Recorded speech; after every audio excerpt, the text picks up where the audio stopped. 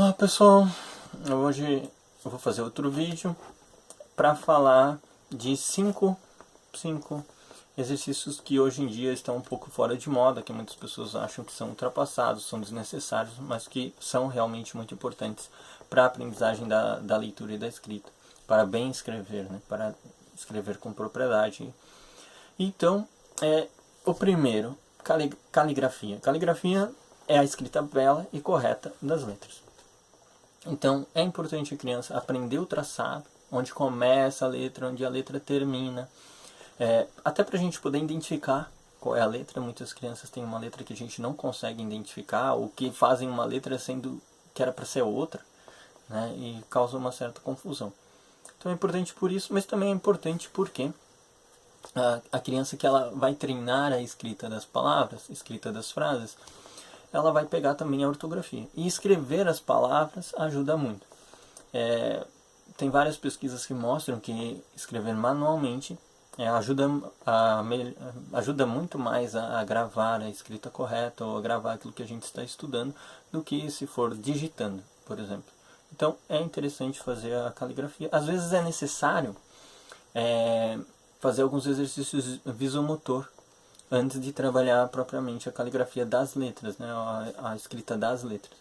Então fazer aquelas atividades de movimentos repetitivos, ondinhas, né, sobe, desce, tem várias atividades dessas simples que dá para fazer. O segundo, ditados. O ditado é visto como algo muito ruim por muitas pessoas, mas é essencial para escrever corretamente a ortografia das palavras. Mas ditado não é criativo. Mas não é para ser criativo. É para você escrever as palavras corretamente. Então, há várias formas de fazer os ditados. Eu tenho alguns métodos que eu uso, algumas formas que eu uso. Mas eu vou fazer um outro vídeo explicando isso daí. Porque são realmente várias coisas que dá para fazer. E senão o vídeo vai ficar muito longo. Depois, terceiro, leitura em voz alta. É muito comum os professores, depois que a criança aprendeu a ler, a decodificar e a codificar, a proibir fazer leitura em voz alta. É claro que dá para entender, por exemplo, que numa sala de aula, onde tem 20 crianças, 30 crianças, é impossível fazer leitura em voz alta, ou pedir para cada criança fazer leitura em voz alta por determinado tempo todos os dias. Basicamente o professor ia ficar fazendo só isso aí. Mas a criança acaba se acostumando a só fazer leitura em voz baixa, como a gente costuma dizer, e ela desaprende ou ela não aprende a fazer corretamente a leitura em voz alta.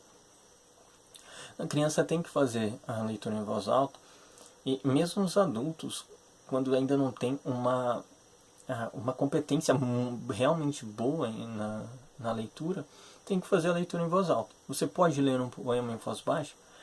Pode ler, se você conseguir fazer mentalmente a prosódia, que é a pronúncia, a tonalidade, os efeitos dos versos mentalmente.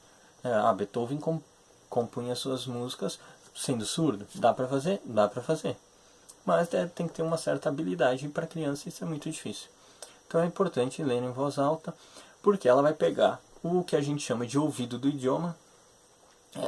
Ela vai adquirir a estrutura do idioma, ela vai adquirir a pronúncia correta das palavras, ela vai pegar a pontuação.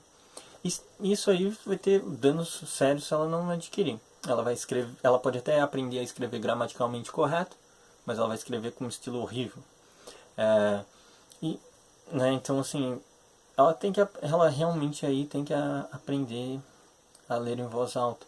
E é muito importante também que ela ouça um adulto lendo, um adulto que leia bem, ou mesmo uma outra criança que leia muito bem, para ela ter uma certa referência. Também não adianta ela ler em voz alta e ler errado. Se ela ler, por exemplo, a pontuação errada, ela vai interpretar um texto errado também. Então é importante fazer leitura em voz alta.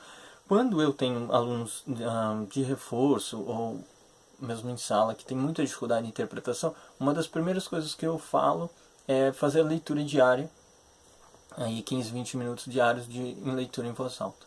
Uma das primeiras coisas que eu peço. Claro, tem várias outras que dá para também tratar em outro vídeo, mas isso é uma das coisas básicas. Outra coisa, declamação de poemas. Isso aqui é muito legal e muito importante. Por que decorar poemas? Em primeiro lugar, porque você vai pegar o ouvido do idioma. Você vai gravar o estilo. Aí também não adianta pegar poemas ruins, tem que pegar poemas bons. E tem vários autores que dá para usar para isso, né? Autores que as crianças gostam muito, que são mais acessíveis, por exemplo, Olavo Bilac e Cecília Meirelles. Pedir para eles decorarem e declamarem. Dá para trabalhar ali a pronúncia correta das palavras, dá para a questão das pausas, né, que o texto tem. Além de ela também já aprender, né, vendo as palavras repetidamente, ela decorar a escrita da palavra e também ela desenvolver a memória, que é também às vezes um elemento que é deixado de lado hoje em dia, mas que é muito importante, né? Aristóteles dizia, não dá para pensar o que não está na memória. Você só consegue pensar se antes estiver na memória. Então é uma habilidade fundamental. Dá para falar também aí num outro momento algumas dicas de como decorar poemas, algumas técnicazinhas. E por fim, respostas completas. Nós tínhamos muito isso quando eu ia na escola. Professora, tem que ser a resposta completa? Tem que ser a resposta completa. Para que serve isso aí? Serve para você pegar a estrutura do idioma, a questão da sintaxe, né? A disposição correta das palavras na frase, no texto. Então, se você, eu costumo fazer com meus alunos, vou passar um problema. O problema é assim, com quantos balões Maria ficou? É com essas mesmas palavras que eu vou compor a resposta. Maria ficou com tantos balões. Né? A criança, ao se acostumar a fazer isso, ela vai pegar a estrutura do idioma. Grande parte daquilo que a gente escreve e a gente fala, a gente não estudou gramática para saber. A regência, né, dos verbos, etc. Como eu já dei um exemplo em outro vídeo, quando a gente fala, eu gosto de maçã, eu adoro maçã. Os dois verbos, eles têm regências diferentes. A gente não precisa ter estudado isso para saber, mas de tanto ouvir, a gente acaba gravando. Né? Então, essa estrutura a criança vai adquirir, dando, né, as respostas completas. E que é algo muito simples. E é interessante também para ela perceber, quando ela for responder alguma coisa, responder corretamente o que está sendo pedido. Às vezes é pedido uma coisa e ela responde outra. Então, se ela tiver de começar a observar quais realmente as coisas que estão sendo solicitadas na pergunta, ela vai responder corretamente isso também. E vai também aprender a resolver o problema, ou a interpretar um texto da forma correta. Então são 5 coisas que hoje em dia não é mais tão comum ser feito, né, quando se faz, mas que são realmente importantes e que têm a sua importância na aquisição da leitura e da escrita. Embora não sejam tudo, há vários outros elementos aí também, mas esses aqui são 5 elementos fáceis de trabalhar e bem interessantes que vão ajudar bastante a criança. É isso, espero que tenha sido útil e que consigam aí aplicar alguma coisa disso com as crianças de vocês.